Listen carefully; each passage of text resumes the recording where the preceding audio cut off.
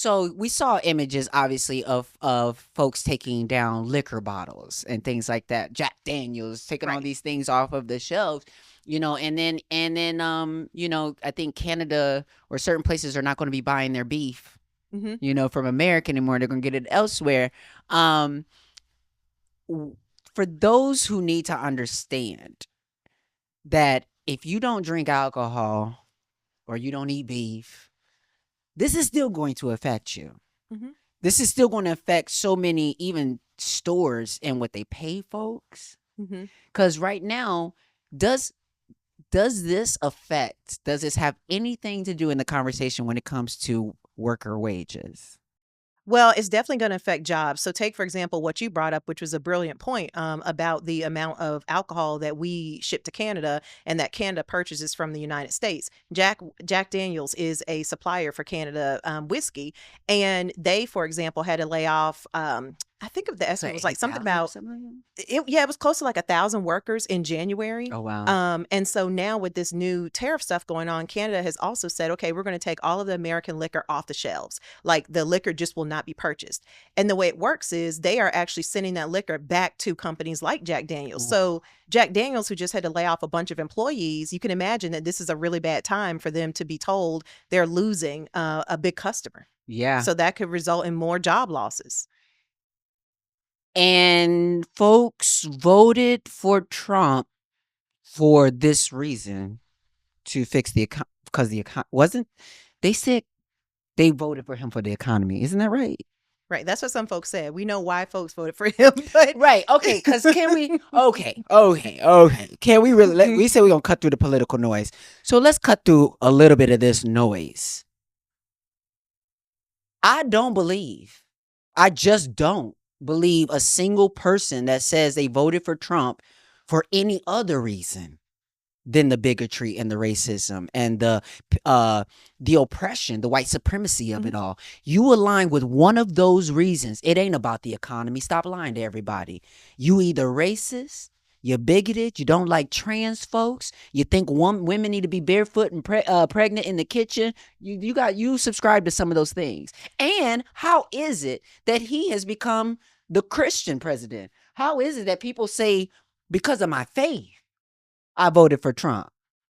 no, it's definitely not just about the economy. I mean, case in point, Democrats also want a great economy. We also have bills to pay. We also have, kids to feed and food to put on tables. So, it being about the economy is just a bunch of But crap. why do the American people, and how is it even a thing where people assume that Republicans or conservatives are more able to be economically responsible It's when the they're Mhm. showing they are not? But it's so interesting that you asked that question because Republicans have branded themselves as the, party of business, the party, right, of small government. And so I think that, decade after decade, folks have not directly felt the tangible results of what it's like for Republicans to come in and do a very bad job A with the lot economy. of content But I'm coming seeing up on here there lately shortly, is people we're sharing about to get hurt. So tips on everybody's how to going to grow your feel own what it is food. to elect a I'm starting Republican my own president, garden. particularly Yeah. Trump. Me too. And I don't even have a green thumb.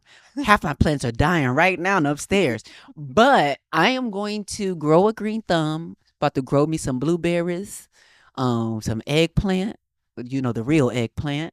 I'm gonna grow me some. I'm gonna find all the things to grow, and I'm just gonna learn to be self-sufficient. Yeah. So the point is, no matter. The real eggplant.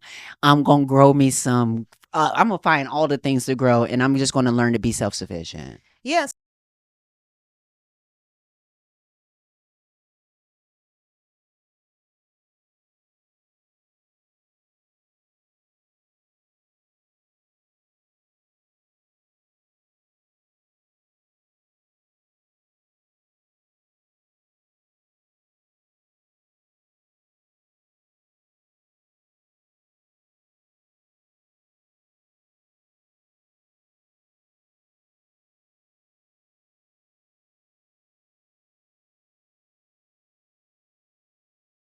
The only people that are going to fare any kind of well in this are those who are already living in communal ways.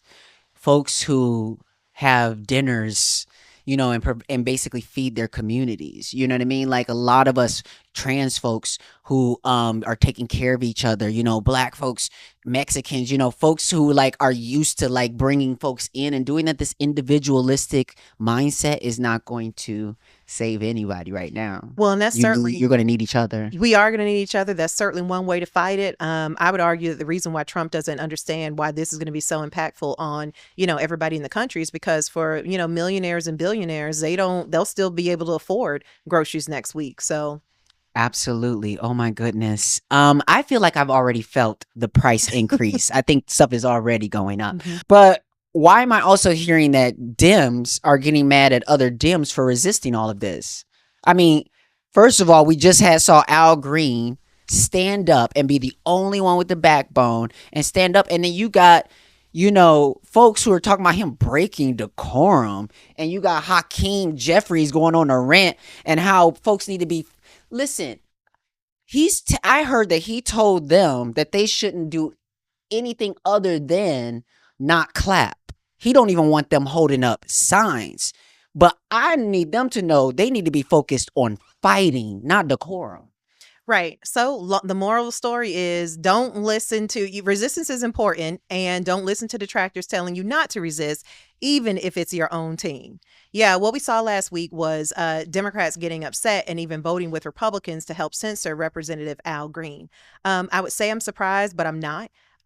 This is something that Democrats have been doing for, you know, quite a long time. I think back to 2019 when I was trying to filibuster a bill to outlaw abortion in Georgia because I understood it was removing bodily autonomy and removing access to health care.